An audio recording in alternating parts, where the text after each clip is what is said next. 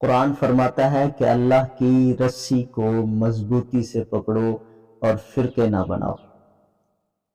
رسول اللہ صلی اللہ تعالی علیہ وسلم نے ارشاد فرمایا، میری امت کے 73 فرقے ہوں گے، جن میں سے میرے اور میرے صحابہ کے طریقے پر چلنے والا جنت میں جائے گا اور باقی 72 فرقے جہنم میں جائیں گے۔ اس لیے سب سے ضروری سوال یہ ہے کہ فرقے بننے ہیں مگر ہم نے بنانے نہیں ہیں، بلکہ ایک امت بن کر دکھانا ہے۔ کثیر عوام کہتی ہے کہ ہم صرف مسلمان ہیں، ہمارا کوئی فرقہ نہیں ہے۔ تو بتاؤ کہ حضور صلی اللہ علیہ وسلم کا کون سا فرقہ تھا؟ کیا آپ صلی اللہ علیہ وسلم دیوبندی، بریلوی، اہل حدیث، وہابی یا شیعہ تھے؟ تو اس کا جواب یہ ہے کہ بالکل ٹھیک ہے کہ ہم سب کو صرف قرآن و سنت پر ہی ہونا چاہیے اور صلح کلیت کا قائل بھی نہیں ہونا چاہیے۔ صلح کلیت کیا ہے؟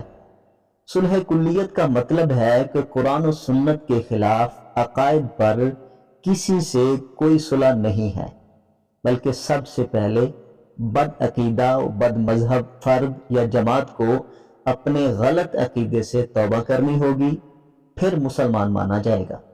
ہر انسان اپنے آپ کو مسلمان کہہ کر بحث کرنے سے پہلے اپنی کتابوں اور علماء کے ذریعے اپنی پہچان کروائے تاکہ علم ہو کہ اس کا عقیدہ کیا ہے۔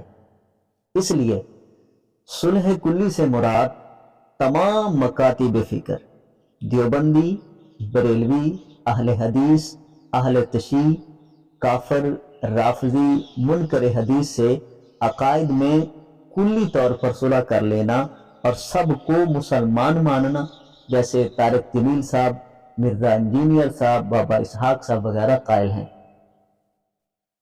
یہ دیوبندی، اہل حدیث، بریلوی کسی کے نزدیک بھی جائز نہیں ہے۔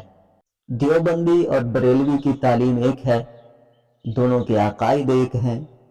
فتاوی رضویہ اور دیوبندی کی المہند کتابیں دونوں جماعتیں سعودی عرب کے وہابی علماء کے نزدیک بدعت و شرک ہے۔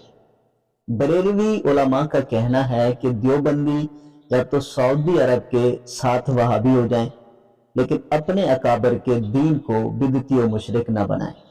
دوسرا، اگر اہل سنت ہیں تو وہابی علماء کو اہل سنت نہ کہیں، بلکہ اس کے ساتھ ساتھ دیوبندی علماء کی 4 کفریہ عبادتوں کا دفاع نہ کریں تاکہ مسلمان ایک ہوں۔ اہل حدیث اور سعودی عرب والے ایک ہیں، دونوں محمد بن عبد الوہاب کا دفاع کرتے ہیں، جس نے 600 سال کے اہل سنت علماء کرام کو پیری مریدی، دم درود، تعویذ دھاگے، میلاد، عرس وغیرہ پر بدعتی و مشرک کہا۔ البتہ رافضیوں کی طرح اہل حدیث اور سعودی عرب کے تقیہ بازی ہے کہ وہ حنبلی کہلاتے ہیں اور یہ سلفی۔ اہل حدیث غیر مقلد ہیں، اگر سعودیہ کے ساتھ ہیں تو ایک نام اور ایک عقائد کی دعوت دیں، ورنہ مسلمانوں میں تفرقہ بازی انہی کی وجہ سے ہے۔ اہل تشیع حضرات بے بنیاد ہیں کیونکہ ان کے پاس پنجتن یعنی حضور صلی اللہ علیہ وسلم، سیدہ فاطمہ، مولا علی، سیدنا حسن و حسین رضی اللہ عنہم کی احادیث ہیں ہی نہیں۔ یہ چائنا کا مال ہے جو یورپ کو کاپی کرتا ہے اور اپنا نام لگا کر مارکیٹ میں بیچتا ہے۔ یہ اہل بیت کے نقاب میں مسلمان نہیں ہیں، ورنہ بتا دیں کہ کیا صحابہ کرام اور اہل بیت کا دین کب 14 معصوم اور 12 امام والا تھا؟ نہ سیدنا علی کا تھا اور نہ صحابہ کرام کا۔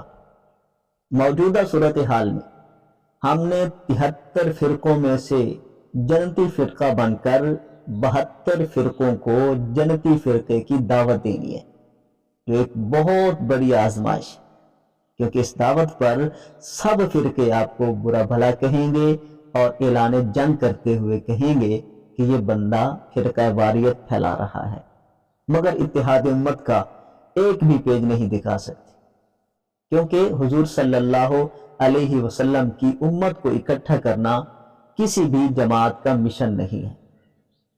دیوبندی اور بریلوی قرآن و سنت کے مطابق اہل سنت عقائد پر ہیں۔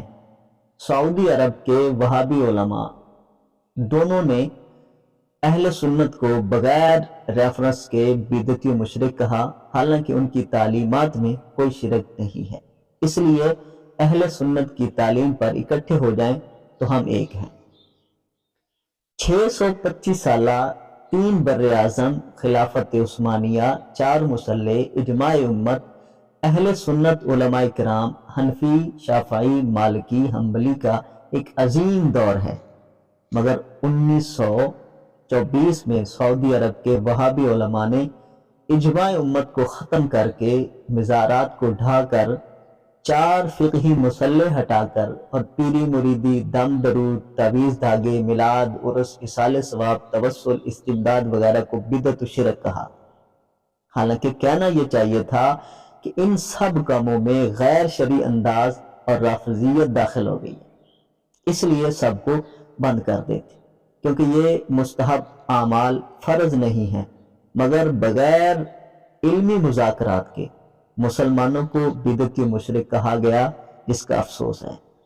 بریلوی اہل سنت آج بھی ان مستحب اعمال کو فی الفور بند کرنے کا اعلان کریں تو رافضیت ہار جائے گی انشاءاللہ العزیز۔